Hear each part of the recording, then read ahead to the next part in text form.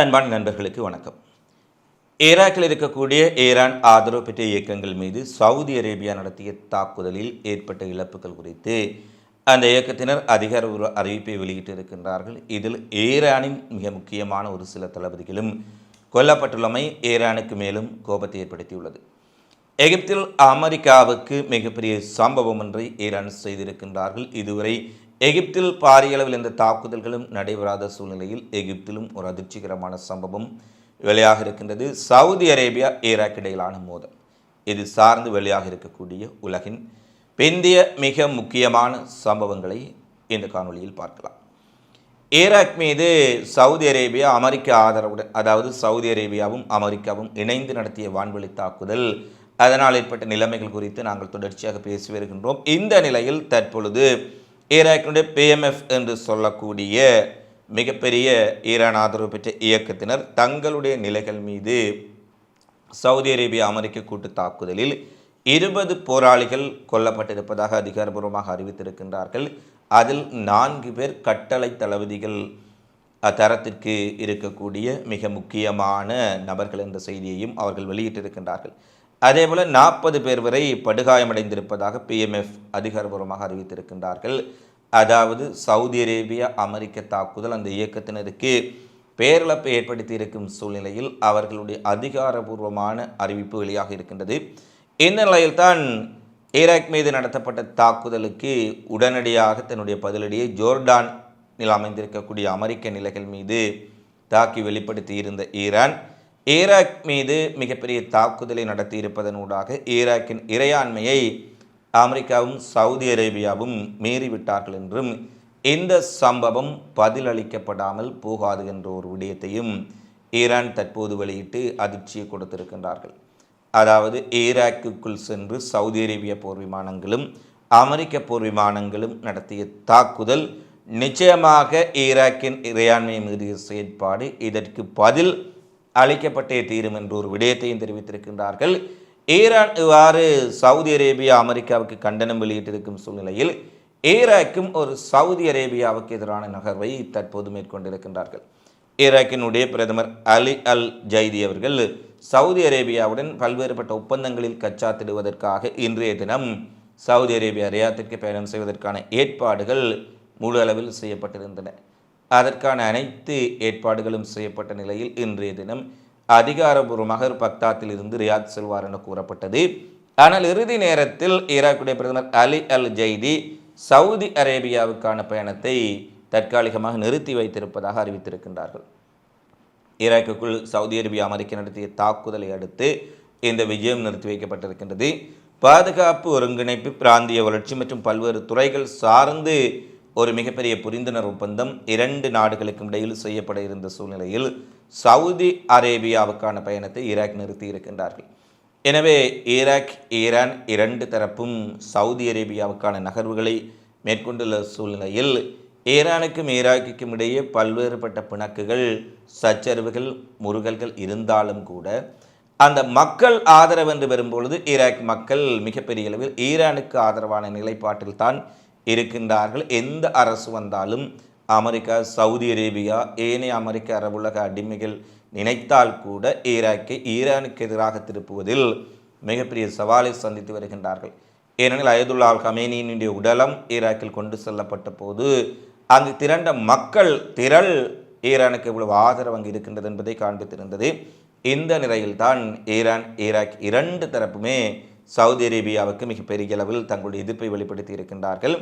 அடுத்து Kuwait, Jordan தளங்கள் மீது ஈரான் தொடர்ச்சியாக தாக்குதல் நடத்தும் பொழுது ஈரானை தாக்குவது அமெரிக்கா, எதற்காக இவர்கள் இந்த நாடுகளை தாக்குகின்றார்கள் என்று பலரும் நினைத்திருப்பார்கள். பலரும் இது சார்ந்த செய்திகளை கூட விமர்சனம் செய்திருந்தார்கள். ஆனால் தற்பொழுது அமெரிக்காவினுடைய ஊடகமே ஈரான் மீது அமெரிக்கா கடந்த 15 நாட்களில் நடத்திய பெரும்பாலான தாக்குதல் குவைத்தில் அமைந்திருக்கக்கூடிய இராணுவ தளத்தில் இருந்து ஏவப்பட்ட ATACMS ஏவுகணைகள் மூலமே நடத்தப்பட்டுள்ளது என்பதை உறுதிப்படுத்தி இருக்கின்றார்கள். ஈரானுக்கு எதிரான தாக்குதலில் குவைத் மிகப்பெரிய அளவில் பங்கெடுத்திருக்கின்றார்கள் என்ற விடயம் தற்போது தெளிவாக இருக்கின்றது. ஈரான் ஏற்கனவே குறிப்பிட்டார்கள், குவைத், பஹ்ரைன், UAEயிலிருந்து எங்கள் மீது தாக்குதல்கள் நடத்தப்படுகின்றது. இவர்கள் எவ்வளவுதான் தங்கள் நிலைகள் பயன்படுத்தப்படவில்லை என்று குறிப்பிட்டாலும் நாங்கள் அதை கண்டறிந்திருக்கின்றோம் என்று இதற்கு 5 தினங்கள் முன்பாக IRGC தளபதி தெரிவித்திருக்கின்றார். ஏனெனில் தற்போது ஈரானிடமும் ஒரு மிகப்பெரிய உளவு பிரிவு இருக்கின்றது. முன்பை விட அவர்கள் தங்களுடைய உளவு கட்டமைப்பை மிகப்பெரிய அளவில் விரிவுபடுத்தி இருக்கின்றார்கள். மொசாட் ஊடுருவி பல்வேறுபட்ட அழிவு நடவடிக்கைகளை ஈரானுக்குள் செய்தாலும் கூட இஸ்ரேல் அமெரிக்கா தொடர்பான பல்வேறுபட்ட தகவல்களை அவர்களும் தற்போது திரட்டி வைத்திருக்கின்றார்கள். இந்த தாக்குதல்களின் துல்லியங்களை பார்க்கும்போது வளைகுடாவில் அதை பார்க்கக்கூடியதாக இருக்கின்றது. எனவே ஈரான் சொன்ன விடயத்தை குவைத், பஹ்ரைன் எல்லாம் தளங்களாக ஈரான் மீது தாக்க பயன்படுகின்றன என்பதை இன்று அமெரிக்க ஊடகம் வெளிப்படுத்தி இருக்கின்றார்கள். ATACMS ஏவுகணைகள் பயன்படுத்தப்பட்டிருக்கின்றன என இந்த தாக்குதல் தொடர்பான நேரடி வீடியோ பதிவுகளையும் குவைத் ஊடகங்கள் வெளியிட்டிருக்கின்றார்கள். இவற்றை நீங்கள் அகிலம் மீடியா டீம் வாட்ஸ்அப் சேனலில் நேரடியாக பார்வையிடலாம். அடுத்து எகிப்தினுடைய டாமிஜெட்டா துறைமுகம் என்று சொல்லக்கூடிய மிக முக்கியமான துறைமுகத்தில் அமெரிக்காவினுடைய மார்ஷல் தீவுகள் கொடியுடன் கூடிய மிதக்கும் திரவ இயற்கை எரிவாயு சேமிப்பு நிலையம், அதாவது LNG கேஸ் அடங்கிய மிக பிரமாண்டமான கப்பல் ஒன்று பயணித்த போது எங்கிருந்தோ வந்த ட்ரோன்கள் அந்த கப்பல் மீது தாக்கியதில் கப்பல் தீப்பற்றி எரிய தொடங்கி இருக்கின்றது. கப்பல் மிக பெரிய அளவிலான சேதம் ஏற்பட்டிருப்பதான செய்திகள் வெளியாக இருக்கின்றன. ஜோர்டான், குவைத், பஹ்ரைன், UAE போன்ற நாடுகள் தாக்கப்பட்டாலும் கூட எகிப்தில் பெரிய அளவிலான ஈரானிய தாக்குதல் எதுவும் இடம்பெறாத சூழ்நிலையில் இந்த தாக்குதலை ஈரான் தான் நடத்தி இருக்கலாம் என எகிப்து வட்டாரங்களும் அமெரிக்க வட்டாரங்களும் குற்றம் சுமத்தி இருக்கின்றார்கள். ஆனால் இதுவரை இந்த காணொலியை பதிவேற்றும் இந்த நேரம் வரை இந்த தாக்குதலை யார் நடத்தினார்கள் என்ற விவரங்கள் உறுதிப்படுத்தப்படவில்லை. எனவே எகிப்தில் இடம்பெற்ற இந்த அமெரிக்க பிரமாண்டமான கப்பல் மீதான தாக்குதல் மேலும் பிராந்தியத்தில் பதற்றத்தை ஏற்படுத்தி இருக்கின்றது. இதனடுத்து அமெரிக்க அதிபர் ட்ரம்பிடம் இது குறித்து கேள்விகள் கேட்கப்பட்ட பொழுது ஈரான் எங்கள் மீது நடத்திய தாக்குதலுக்கு பதிலடியாக நாங்கள் மிக கடுமையான தாக்குதலை அடுத்து வரும் மனித நேரங்களில் ஈரானுக்குள் செய்ய போகின்றோம். ஈரானுடனான பேச்சுவார்த்தைக்கான ஏற்பாடுகள் எல்லாம் நிறுத்தப்பட்டிருக்கின்றன. மிக கடுமையாக ஈரானை தாக்கப் போகின்றோம் என்று ட்ரம்பினுடைய அறிவிப்பும் வெளியாக இருக்கின்றது. ஈரானும் எதற்கும் தயார் நிலையில் நாங்கள் இருக்கின்றோம் என்ற விடயத்தை மீண்டும் வெளிப்படுத்தி இருக்கின்றார்கள். இன்றைய தினமும் ஜோர்டானில் அமைந்திருக்கக்கூடிய அமெரிக்க நிலைகளை குறிவைத்து ஈரான் தாக்குதலை நடத்தியுள்ளமையும் குறிப்பிடத்தக்கது. அடுத்து அலி தாகர் முகட்டுக்கு அருகில் இருக்கக்கூடிய இடைநிலை மண்டபத்துக்குள் சென்று கொண்டிருந்த இஸ்ரேலிய இராணுவத்தினுடைய பொறியியல் வாகனம் ஒன்று வெடித்து சிதறி இருக்கின்றது. இஸ்ரேல் லெபனான் எல்லையில் நடைபெற்ற இந்த சம்பவம் மிகப்பெரிய பதற்றத்தை ஏற்படுத்தியிருக்கும் சூழ்நிலையில் இது ஹிஸ்புல்லாவால் ஏவப்பட்ட வெடிகுண்டு அல்லது ட்ரோன் மூலம் ஏற்பட்டதா அல்லது தற்செயலாக ஏற்பட்ட தொழில்நுட்ப கோளாறு வேறு காரணங்களால் ஏற்பட்டதா என்பது குறித்து தாங்கள் விசாரணை நடத்தி வருவதாக இஸ்ரேலிய இராணுவம் தெரிவித்திருக்கின்றது. இஸ்ரேலுக்கும் லெபனானுக்கும் இடையில் ஒரு ஒப்பந்தம் செய்யப்பட்டு சில நாட்களாக ஒப்பந்தம் அமுலில் இருக்கும் சூழ்நிலையில் இஸ்ரேலிய இராணுவத்தின் மிக முக்கியமான வாகனம் ஒன்று வெடித்து சிதறி இருக்கின்றமை அந்த பகுதியிலும் பதற்றத்தை ஏற்படுத்தி இருக்கின்றது. இதை யார் செய்தார்கள் என்ற விசாரணை இடம்பெற்று வருவதாக அவர்கள் ஒரு செய்தியை தெரிவித்திருக்கின்றார்கள். காசா போருக்கு பின்னர் இஸ்ரேலிய இராணுவத்தில் மன உளைச்சல் சம்பவங்கள் மிகப்பெரிய அளவில் அதிகரித்திருப்பதாகவும் இதன் காரணமாக இஸ்ரேல் இராணுவத்தினர் பலர் தற்கொலை செய்யும் நிலைமை ஏற்பட்டிருப்பதாக காசா இராணுவ அமைச்சகத்தை மேற்கோள் காட்டி காசா சுகாதார அமைச்சகம் வெளியிட்டிருக்கின்றார்கள்.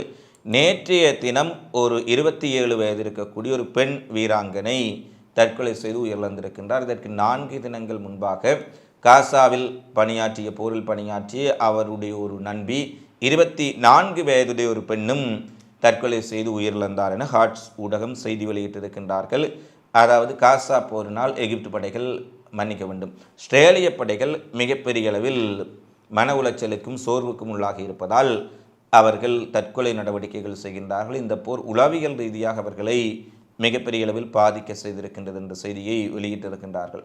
ஒருவேளை குழந்தைகள், பெண்கள், வயதானவர்கள் மருத்துவமனைகளை எல்லாம் தாக்கி மிக கொடூரமான இனப்படுகொலை செய்துவிட்டோம் என்ற குற்ற உணர்ச்சியால் அவர்கள் தற்போது பாதிக்கப்பட்டுள்ளார்களா என்பது கூட தெரியவில்லை. இந்த தற்கொலைகள் இடம்பெற்றிருக்கின்றன.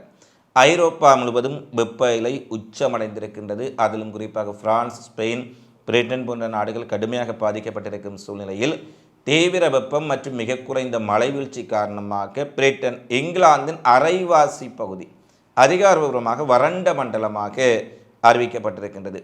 நதிகள் மற்றும் நீர்த்தேக்கங்களின் நீர்மட்டம் கடுமையாக குறைந்துள்ளதால் தோட்டங்களுக்கு நீர் பாய்ச்சுவது, வாகனங்களை கழுவுவது, விலங்குகளை குளிப்பாட்டுவது போன்ற நடவடிக்கைகளுக்கு கட்டுப்பாடுகள் விதிக்கப்பட்டிருப்பதுடன் பல தடைகளும் விதிக்கப்பட்டிருக்கின்றது. பயிர் விளைச்சல் பாதிப்பு மற்றும் காட்டுத்தீ அபாயம் அதிகரித்திருப்பதால் பல்வேறுபட்ட நகரங்களில் அவசர கால நடவடிக்கைகளை பிரிட்டன் அரசு முடுக்கிவிட்டிருக்கின்றார்கள்.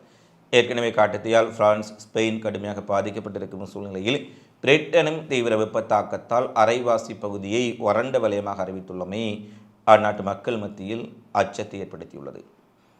இவைதான் தற்போது வரை வெளியான மிக முக்கியமான உலகின் பிந்திய செய்திகளாக இடம் பிடித்திருக்கின்றன. தொடர்ச்சியாக உலகெங்கு நடைபெறும் செய்திகளை உடனுக்குடன் தெரிந்து கொள்ள அகலம் சேனலை சப்ஸ்கிரைப் செய்து கொள்ளுங்கள். இந்த காணொளி தொடர்பிலான உங்களது மதிப்புமிக்க கருத்துக்களை தவறாமல் கமெண்ட்ஸில் பதிவிடுங்கள். மீண்டும் இன்னொரு காணொளியில் சந்திப்போம். நன்றி, வணக்கம்.